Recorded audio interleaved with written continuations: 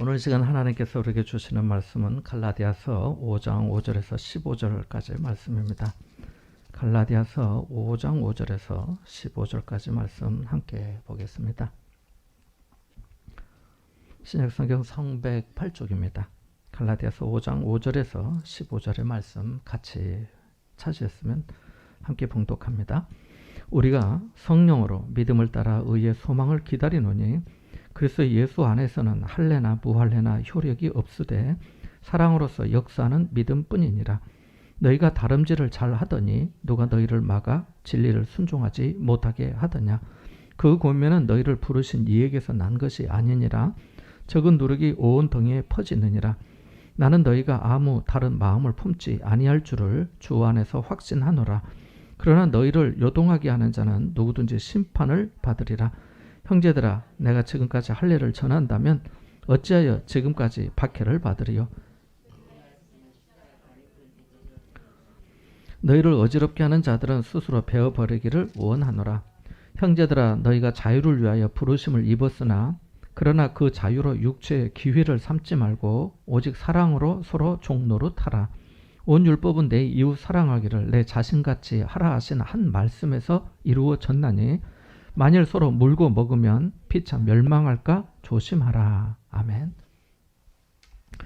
오래전 교회에서 청년들을 지도할 때 이런 질문을 받은 적이 있습니다. 목사님, 하나님은 왜 선악과를 만드셨습니까? 그게 없었으면 더 좋았지 않았을까요? 하나님께서 사람이 죄를 짓도록 원인을 제공하신 거 아닙니까? 또 왜 사람이 그 실과를 따먹을 수 있게 하셨습니까? 처음부터 울타리를 치시거나 천사들로 경비를 서도록 했으면 인간이 죄와 저주를 받지 않았을 것 같은데요. 여러분은 어떻게 생각하십니까? 하나님의 선악과를 만드신 이유가 뭘까요? 선악과를 만드신 이유 중에 하나는 인간이 자기 위치를 기억하도록 하기 위함입니다. 사람이 모든 것을 마음대로 할 수 있으면 자기가 최고인 줄 알게 되지요. 하지만 할 수 없는 게 있으면 자기 위에 하나님이 계신 줄 알게 됩니다. 사람이 선악과를 보는 순간, 하나님이 저것은 먹지 말라고 하셨지, 저것은 내게 허락된 것이 아니지 라고 하며 하나님을 기억하고 자기 위치를 되새기게 되기 때문입니다. 그러면 사람이 선악과에 접근하지 못하도록 막아두지 않으신 이유는 뭘까요? 그것은 사람에게 자유를 주셨기 때문입니다. 왜 사람이 그 실과를 따먹을 수 있게 하셨습니까? 라고 하는 질문은 다시 달리 생각해보면 왜 사람에게 지능을 주시고 자유의지를 주셨습니까? 라는 질문과 같습니다. 사람이 짐승이나 다른 피조물과 다른 이유가 뭡니까? 자유롭게 사고하는 지각을 가졌기 때문 아닙니까? 생각하고 선택하여 판단할 수 있는 능력이 있기 때문에 환경에 적절하게 대응할 수 있는 남다른 능력을 가졌기 때문에 사람인 거지요. 마찬가지로 사람은 선악과를 따먹을 수 있는 자유가 있기 때문에 사람입니다. 그래서 왜 사람에게 그러한 자유를 주셨느냐는 질문은 왜 사람을 만드셨느냐라는 질문과 같은 거죠. 하나님에게서 원인을 찾고 하나님 탓을 하려기 전에 사람은 자신을 돌아보아야 합니다. 에덴 동산에 있었던 사람이나 지금 우리나 다 마찬가지이기 때문입니다. 지난주일 우리는 바울이 갈라디아의 성도들에게 쓴 편지를 통해 그리스도께서 자유를 주셨으니 다시는 종의 멍에를 매지 말라는 말씀을 배웠습니다. 종의 멍에는 율법을 지켜서 구원을 얻으려고 하는 율법주의를 말합니다. 만일 그렇게 하려고 한다면 율법 전체를 행할 의무가 있다고 하고, 그러면 그리스도에게서 끊어지고 은혜에서도 떨어진 자라고 말씀합니다. 본래 갈라디아의 성도들은 성령으로 믿음을 따라 의의 소망을 기다리고 사랑으로서 역사하는 믿음의 삶을 살았습니다. 믿음의 경주를 잘하였습니다. 다름질을 잘했어요. 성령 안에서 기뻐하고 예배하고 기도하고 전도하고 서로 잘 섬겼습니다. 그러던 어느 날 유대인 거짓 선생들의 미혹을 받아서 율법주의로 돌아가고 어떤 이들은 할례를 행하기도 하였습니다. 그렇게 해서 구원 얻는 게 아닌데도 불구하고 그렇게 해야 진정으로 구원받을 수 있다는 말에 미혹이 된 것입니다. 달리 생각하면 그들이 그만큼 구원에 대한 사모함과 열정이 컸다고 볼 수 있습니다. 신앙생활에 열심을 내야 하지만 무지한 채로 열심을 내면 위험합니다. 그래서 자칫 무지한 채로 열심을 내는 사람들이 이 이단이나 사입에 넘어가는 경우가 의외로 많습니다. 그저 교회 다니는 분들은 그런 일에 넘어가지도 않아요. 별 관심이 없거든. 그냥 교회 한번 갔다 오면 되지. 근데 막 열심히 있고 사모하고 하다 보니까 맞아, 그래, 여기 아니고 여기가 맞는가 봐 하면서 넘어가는 경우가 많아요. 잘못된 열심은 누룩과 같아서 교회 공동체에 악영향을 미칩니다. 다름질을 시작했으면 결승전까지 완주해야 합니다. 실격 처리되면 안 돼요. 바울도 자신이 유대인 거짓 선생들처럼 할례를 전했다면 자신이 박해받지 않았을 것이라고 합니다. 그는 사람을 기쁘게 하려 하기보다는 하나님을 기쁘게 하려 하였고 서로 관계만 좋으면 된다는 식으로 사역하고 싶지 않았고 무엇보다 그렇게 하는 것은 진정한 십자가의 복음도 성령의 약속도 아니었기 때문입니다. 십자가의 복음은 할례와 관계없이 유대인이나 헬라인이나 이방인이나 믿는 자는 구원 얻도록 계획하신 하나님의 사랑이었기 때문입니다. 지금도 그렇습니다. 우리가 예수 그리스도의 복음을 전하면서 하나님이 다른 우상이나 미신들과 같다거나 무엇을 믿든지 사람이 믿기만 하면 된다든지 구원받는 길은 여기나 저기나 다 같다거나 사람이 도덕과 윤리를 알고 착하게 살면 구원받는다고 한다면 세상 사람들에게 박해를 받지 않을 겁니다. 자기들과 같은 입장인데 왜 박해하겠습니까? 로마 황제의 박해, 공산주의의 박해, 종교다원주의의 박해 모두 오직 예수 그리스도가 우리 죄를 십자가에서 대속하셨고 하나님께서 정하신 구원의 길이라고 고백하고 증언하고 있기 때문에 박해와 핍박을 받는 겁니다. 박해를 받으면서 순교한 이유가 뭐겠습니까? 살아계신 하나님을 만났기 때문입니다.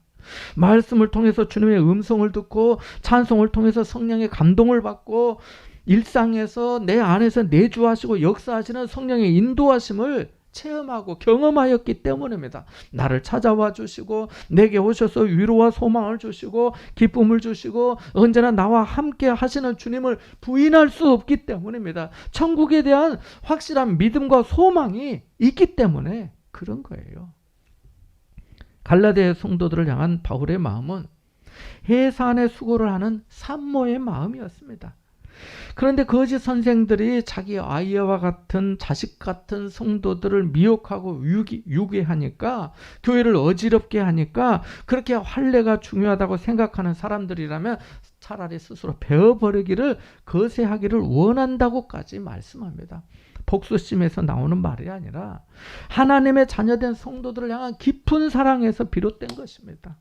우리가 이 세상에서 이단 사이비 교사들이 없어지기를 바라는 마음과 같습니다. 예전에 어떤 분이 자기 자녀가 이단에 빠진 거예요. 알만한 것에 빠진 거예요. 너무 속이 상하고 화가 나와서 좀 그 사람들 좀 다 없어지면 좋겠다고. 없어지면 좋겠다고.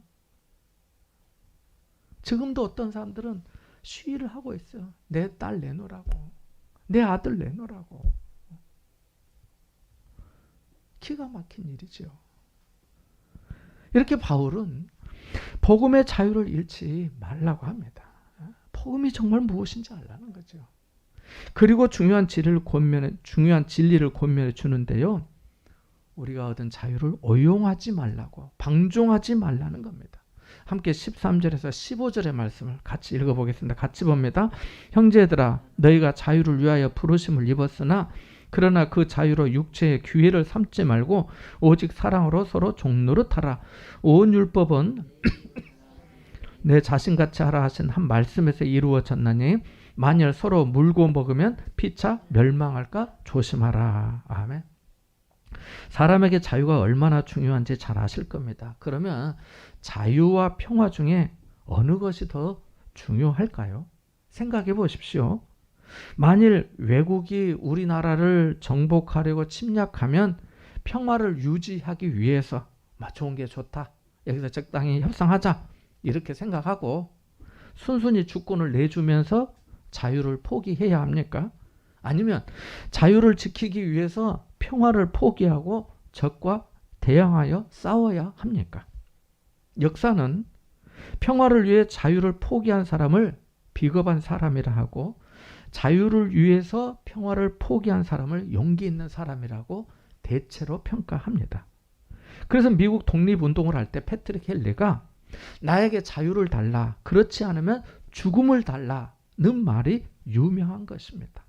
그는 달콤한 평화보다 자유를 원했습니다. 그것이 진정한 평화로 가는 길임을 알았던 것이죠. 하나님도 그러하십니다. 하나님은 거룩하시고 능력과 지혜가 크시며 사랑이시며 영원토록 변함이 없으신 분이십니다. 그런데 하나님의 속성 중에 빼놓을 수 없는 부분이 자유입니다. 하나님은 모든 것을 뜻대로 하실 수 있기 때문입니다. 그리고 하나님은 사람을 하나님의 형상으로 만드셨습니다. 사람도 자유의지를 가진 존재로 만드신 겁니다. 그래서 선악을 알게 하는 나무에 대해서도, 열매에 대해서도 분명하게 먹지 말라, 너희가 그것을 먹는 날에는 반드시 죽을 것이다 라고 하셨지만 일부러 울타리까지 막아놓지는 않으신 겁니다. 사람은 인격적인 존재이고 자유의지를 가지고 있으니까요. 이렇게 자유가 중요하지만 그보다 더 중요한 것이 있습니다. 그게 무엇이겠습니까? 그것은 사랑입니다.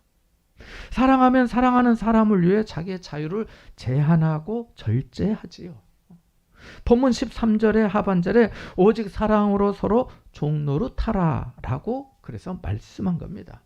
저희 집에서 어쩌다 있는 일인데 자녀와 부모가 다투면 누가 이깁니까? 자녀가 이기지요. 자녀가 이깁니다. 그래서 자식 이기는 부모 없다고 하지요. 왜 부모가 자기 마음대로 하지 못하고 자식의 말을 듣게 됩니까?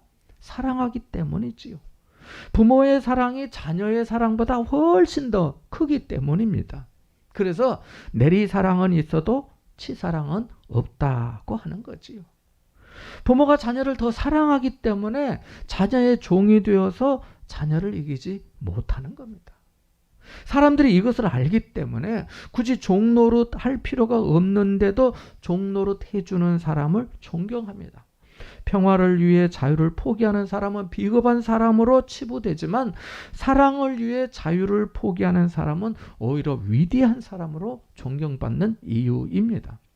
1989년 미혼모에게서 태어나서 서울역에 버려진 한 아이가 있었습니다.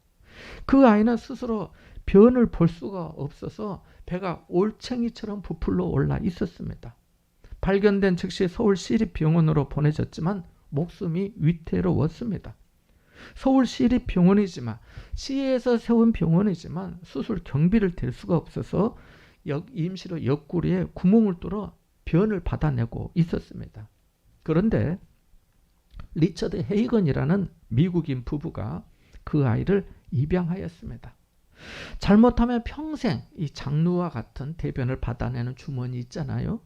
그 장루와 같은 기구를 몸에 부착하고 살아야 한다는 말을 듣고도 이 헤이건 부부는 이 아이를 입양했습니다. 서울에서 임시 수술을 받고 미국으로 데리고 갔습니다. 2000년 1월 국내 한 신문사에서 해외에 입양된 입양아들의 삶의 현장을 확인하기 위해서 임의로 그 가정을 선택해 찾아갔습니다. 부모에게 버려지고 변을 가리지 못했던 그 아이는 완전히 나아서 정상인으로 행복한 삶을 살고 있었습니다. 그 아이는 입양된 후에 3년에 걸쳐서 3번의 수술을 받았는데 수술 때마다 약 1,800만 원의 수술비가 들었다고 합니다. 물론 헤이건 부부가 그 부담을 다 하고 꼬박 병실을 지키면서 병수발을 다 했습니다. 이러한 희생적인 섬김으로 아이는 건강하게 자라서 아주 행복하게 살고 있었습니다. 그런데 그 부부는 그 아이 외에도 이미 한국인 아이를 둘이나 입양하여 같이 살고 있었습니다. 가서 보니까요. 먼저 입양한 두 아이는 건강한 아이였습니다. 부부는 그들을 입양한 게 정말 행복했지만 건강한 아이들만 입양한 게 너무 죄송해서 장애아를 입양하기로 했다고 합니다. 그래서 발견한 아이가 그 아이였던 거예요. 부부는 더 이상 입양하지 않고 편안하게 살 수 있는 자유가 있었습니다. 또 건강한 아이를 입양할 자유도 있었습니다. 자기들 마음에 정하면 되는 거 아닙니까? 그런데 극심한 장애가 있는 이 아이를 데려와서 수년 동안 수많은 돈과 시간을 들여서 희생하며 섬긴 겁니다. 사랑으로 자신들의 자유를 포기한 헤이건 부부의 모습은 모든 사람에게 큰 감동이 되었습니다. 사람들은 사랑으로 종노릇하는 것이 얼마나 훌륭한 삶인지, 얼마나 힘든 일인지 잘 알기 때문이지요. 사랑이 위대한 것은 하나님이 사랑이시기 때문이며 친히 아들 예수님을 통해 자신의 사랑을 보여주셨기 때문입니다. 하나님의 아들 예수님이 어떻게 하셨습니까? 천국의 완전한 자유와 영광을 버리시고 이 세상에 오셔서 율법 아래에 사시며 온갖 고초를 겪으셨습니다. 사랑으로 종노릇 하신 거예요. 마가복음 10장 45절의 말씀처럼 인자에 온 것은 섬김을 받으려 함이 아니라 도리어 섬기려 하고 자기 목숨을 많은 사람의 대속물로 주려 함이라고 하셨고, 친히 제자들의 발을 씻겨주시면서도 내가 너희에게 행한 것 같이 너희도 행하게 하려 하여 본을 보였노라 라고 말씀하시기 때문입니다. 로마서 5장 8절에도 우리가 아직 죄인되었을 때에 그리스도께서 우리를 위하여 죽으심으로 하나님께서 우리에 대한 자기의 사랑을 확증하셨다라고 하였습니다. 하나님도 우리에 대한 사랑 때문에 당신의 아들을 종으로 죽게 하신 겁니다. 하나님이 이런 분이시기 때문에 하나님의 형상으로 지음받은 사람도 이런 모습이 위대한 삶이라고 하는 것을 아는 거지요. 바울은 갈라디아서를 쓰면서 처음부터 지금까지 성도들에게 예수님의 은혜로 자유를 얻었다는 것을 강조해서 알려주었습니다. 예수님의 은혜로 모든 죄를 용서받기 때문에 율법을 다 지키지 못해도 정죄를 당하지 않습니다. 율법의 정죄와 저주에서 해방된 것입니다. 로마서 8장 2절의 말씀처럼 그리스도 예수 안에서 생명의 성령의 법이 죄와 사망의 법에서 너를 해방하였다는 말씀 그대로입니다. 또 율법을 지켜서 구원을 얻으려고 하는 것이 아니기 때문에 율법을 지킬 때에도 강박관념에 얽매여서 지키지 않습니다. 자유 속에 지키는 거지요. 그러나 어리석게도 갈라디아의 성도들은 거짓 선생들에게 속아서 다시 율법주의로 회귀하려 했던 것입니다. 돌아가려 했습니다. 그래서 바울은 이렇게 강력하게 가르쳤습니다. 오직 예수 그리스도의 은혜로 구원받습니다. 율법을 지켜서 구원받는 것이 아닙니다. 다시 율법주의에 빠져서 율법의 저주 아래 놓이면 안 됩니다라고요. 그런데 이렇게 가르치다 보니 율법을 지킬 필요가 없다고 오해하는 사람들이 생겼습니다. 자유만 생각하고 열광한 것이죠. 그들은 구원받은 것에 감사하며 감격했습니다. 여기까지는 아주 좋은 모습입니다. 그런데 문제는 구원받은 사실에만 열광해서 죄 짓는 것을 아무렇지도 않게 생각한 겁니다. 예수님의 은혜로 죄를 용서받고 구원받는데 죄 지으면 어떠냐는 거예요. 그래서 예수님을 믿으면서도 오히려 방탕하게 사는 사람들이 생겼던 것입니다. 바울이 여기서 가르쳐주는 것이 바로 이것입니다. 그리스도의 은혜로 얻은 구원과 자유는 결코 죄 짓는 자유가 아니라는 겁니다. 사실 자유라고 생각해서 죄를 지으면 어떻게 됩니까? 자유로워집니까? 아니지요. 오히려 죄의 종이 되어 더 얽매이게 됩니다. 왜냐하면 죄를 짓는 사람은 죄의 종이기 때문입니다. 죄를 짓는 사람은 죄의 저주를 받아 더 많은 죄를 짓게 됩니다. 인류의 역사를 보십시오. 첫 인간이 죄를 지은 후에 모든 사람이 다 죄 짓는 사람이 되고 말았잖아요. 그리고 인류의 죄가 좀 더 증가하고 있지 않습니까? 얼마나 기가 막힌지 몰라요. 뉴스에 한 번씩 보시면은 어떻게 이런 일이 있을 수 있는가 싶은 일이 정말 얼마나 많습니까? 예수님이 우리를 구원하신 것은 크게 세 가지로부터의 구원입니다. 첫째는 죄로부터의 구원이에요. 둘째는 죽음으로부터의 구원입니다. 그리고 셋째는 율법의 정죄로부터의 구원입니다. 이 세 가지는 사실은 서로 연결되고 있습니다. 사람은 죄를 짓고 율법에 의해 정죄를 받고 죽음에 이르게 되기 때문입니다. 우리는 이 모두에서 자유를 얻은 거예요. 우리는 결코 율법과 죽음에서만 자유를 얻은 게 아니라 죄에서도 자유를 얻은 겁니다. 그래서 다시 죄 아래 들어가지 말아야 합니다. 죄 아래 들어가지 않으려면 죄를 짓지 않아야겠죠. 죄를 짓지 않는 게 어떻게 하는 겁니까? 율법을 지키는 겁니다. 이때 율법을 지키는 것은 율법에 얽매여서 지키는 것이 아니라 주님의 은혜에 감사하며 주님을 사랑하는 마음으로 지키는 것입니다. 더욱이 율법의 내용이 사랑이므로 사랑의 삶을 통해서 지키는 것입니다. 그래서 본문 14절에 온 율법은 내 이웃 사랑하기를 내 자신같이 하라 하신 말씀에서 이루어졌다고 하는 것입니다. 이렇게 말씀하신 거예요. 그러니까 율법을 지킬 때 사랑의 삶으로 바르게 지키라는 의미입니다. 그냥 율법을 지키라고만 하면은 또 율법주의에 빠지게 될까 봐 율법의 완성인 사랑을 가르쳐 준 것입니다. 이렇게 그리스도의 은혜로 구원과 자유를 얻은 사람은 이웃을 사랑해야 합니다. 그런데 사랑하면 종로로 타게 됩니다. 사랑의 노예. 뭐 누구 바보 뭐 하잖아요. 너무 좋아서 딸 바보, 아들 바보 뭐 하면서 하잖아요. 그리스도의 은혜로 자유를 얻은 사람은 사랑으로 종로로 타는 위대한 삶을 살게 되는 겁니다. 사랑으로 서로 종로로 타면 어떻게 될까요? 아니, 이 반대 모습을 먼저 생각해 보면 좋을 것 같아요. 서로 사랑하지 않고 자기 자유만 주장하면 내 마음인데, 내 뜻인데 이렇게 하면 어떻게 될까요? 자유가 무엇입니까? 자기 뜻대로 할 수 있는 권리 아닙니까?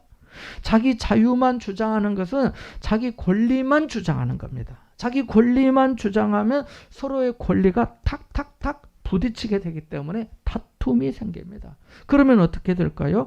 결국 같이 망하고 맙니다. 그래서 본문도 서로 자기 자유만 추구하면 서로 물고 먹게 될 것이고 그렇게 되면 다 같이 망할 것이라고 경고한 것입니다. 물고 뜯은 이빨 자국만 보인다면 어떻게 되겠습니까? 그것은 너무 가슴 아픈 일일 것입니다. 축구 경기를 생각해 볼까요? 모든 선수는 자기가 공을 몰고 가서 슛할 자유가 있습니다. 슛 하는 거 말입니다. 다른 선수에게 더 좋은 기회가 있어도 내가 골을 넣으려고 노력할 자유가 있습니다. 모든 선수가 다 이렇게 자기만 골을 넣으려고 하면은 그 팀이 경기에서 이길 수 있겠습니까? 서로 자기의 자유와 권리를 포기하고 더 좋은 기회를 얻은 선수에게 패스해 주어야 경기에서 이길 수 있습니다.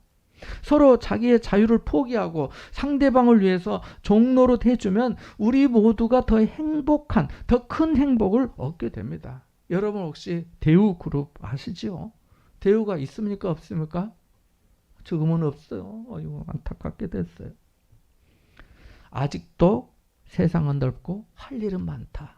누가 쓴 겁니까? 대우그룹의 전 김우중 회장이 쓴 책이에요.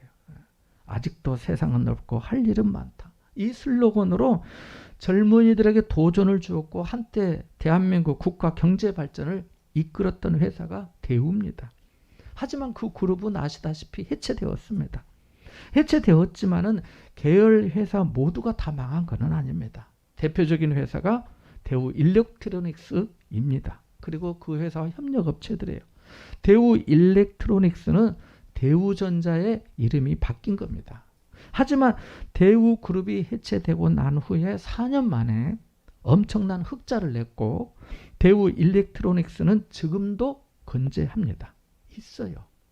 어떻게 이런 일이 가능했을까요? 그 비결은 모든 회사원이, 임직원이 오직 인내와 양보로 서로 협력했기 때문입니다. 그들은 국민에게 큰 빚을 지고 있다는 생각을 한시도 잊은 적이 없습니다. 공적 자금이 5조 원이나 들어갔는데 무엇을 더 요구할 수 있겠습니까? 거기에다 상한 자존심과 대우를 바라보는 국민들의 시선은 정말 견디기 어려운 고통이었습니다. 그래서 모든 임직원이 대우를 살려야 한다는 마음으로 힘을 모았습니다. 노사가 따로 없었습니다. 끊임없이 구조 조정하고 임금을 동결했습니다. 분규도 없었고 협상도 없었습니다. 옛날에는 노조가 사장을 화형식 하는 하면서 그것도 2번씩이나 했지만은 이제는 모든 근로자가 회사를 믿고 모든 것을 회사에 일임했습니다. 흑자 속에도 오히려 노조가 비용 절감을 위해서 비상 경영 체제를 외쳤습니다. 재고가 쌓이면 근무를 마친 사원들이 광고 전단지를 돌렸고요. 일손이 모자라면 사원의 가족이 그 자리를 메우기도 했습니다. 이렇게 사원들이 양보하고 희생하며 일하는 모습에 외부 사람들도 감동을 받았습니다. 적자가 계속돼도 협력 업체들이 참고 기다려 주었습니다. 왜냐하면 그들이 그렇게 노력하고 있으니까. 자치단체와 은행까지 대우에 피나는 노력에 감동을 받아서 지원을 아끼지 않았습니다. 그래서 이 회사가 회생한 겁니다.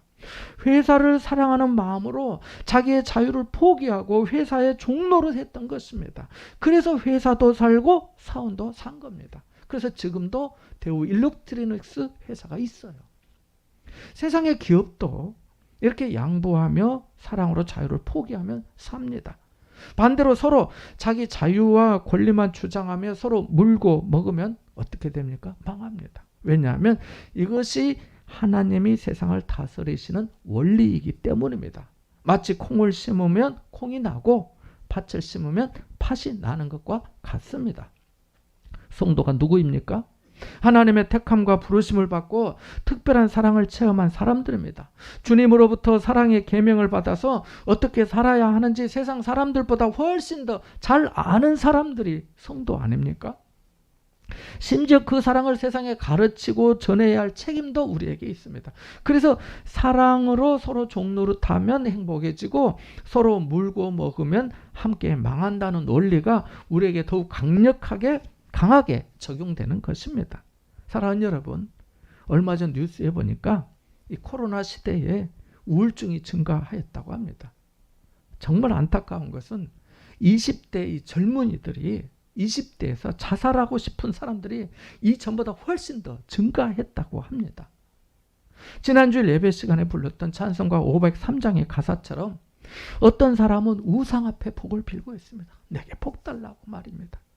어떤 사람은 자연에게 복을 빌려 있어요. 산을 보면서 뭘 보면서 풀을 보면서 꽃을 보면서. 또 어떤 사람은 반려동물에게 사랑을 요구하고 있어. 난 너밖에 없어 하면서 말입니다. 말도 못하는데. 거기에 엄청난 시간과 돈을 들이고 있어요. 질병에 힘들어하고 외로움에 몸소리치고 배신의 깊은 상처를 받은 사람들이 얼마나 많은지 모릅니다. 우리가 모든 문제를 해결해 줄 수는 없겠지만 어쩌면 세상에 단 한 사람에게 단 한 번의 위로라도 전해줄 수 있을 것입니다. 아무도 찾아와 주지 않는 사람을 찾아가는 것도, 누구 한 사람에 전화해 주는 사람도 없는데 30분이나 1시간 동안 그 사람의 말을 그냥 들어주는 것도 사랑이라 할 수 있습니다. 우리는 예수님의 값없는 은혜로 구원을 받았으니 오히려 율법에 순종할 의무가 더 커졌습니다. 왜냐하면 하나님을 사랑할 이유가 이전보다 훨씬 더 많아졌기 때문입니다. 내가 모를 때는 몰랐지만 주님을 알고 보니까, 하나님을 만나고 보니까, 하나님의 말씀을 듣고 배우면서 내가 체험을 하면서 하나님 말씀대로 사랑하고 순종하고 살아야지 라고 하니까요. 사랑은 복음을 믿는 믿음과 복음의 소망에서 발원하여서 이웃을 향한 사랑과 섬김으로 흘러갑니다. 흘러넘칩니다. 온 율법은 내 이웃 사랑하기를 내 자신같이 하라 하신 말씀에 이루어졌다고 합니다. 교회가 부흥하는 가장 건강한 방법이 뭐겠습니까? 그것은 서로 사랑하는 것입니다. 서로 종노릇하면 되는 겁니다. 사랑하면 종이 되는 것처럼 서로에게 종이 되고 교회를 사랑하여서 교회에서 정한 대로 따르면 그것이 아름다운 주님의 몸을 이루게 될 줄 믿습니다. 은혜는 사랑과 분리될 수가 없습니다. 은혜가 어떻게 사랑과 분리돼요? 은혜 자체가 사랑이고 사랑이 은혜인데요. 안 그렇습니까? 은혜 교회는 사랑하는 교회여야 합니다. 이 은혜가 여러분과 함께 하시기를 주님의 이름으로 축원합니다. 잠시 말씀을 묵상하겠습니다.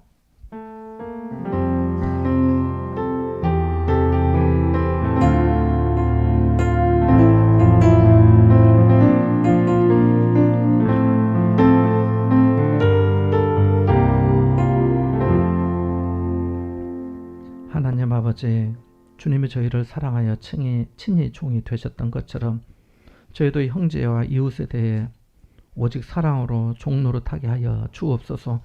성령께서 우리의 마음을 겸비하게 하시고 새롭게 하여 주옵소서. 주신 자유를 남용하지 않고 사랑함으로 율법을 이루게 하옵소서. 예수님의 이름으로 기도하옵나이다. 아멘.